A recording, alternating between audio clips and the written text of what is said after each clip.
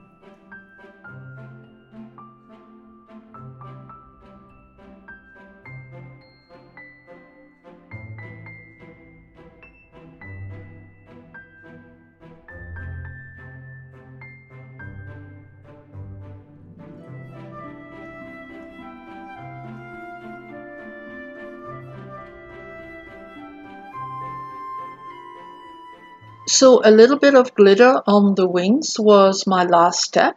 And here is my completed page, and I'll give you a bit of a close-up. Now here you can see clearly how the transfer is a bit fuzzy. It also left an odd outline from the original paper, but I'm okay with it. I like the shape of the silhouette much better now, even though my cutout wasn't perfect. It improved the original shape. Now, as I mentioned earlier, this page was a bit of a challenge, and it took me a while to get the concept right.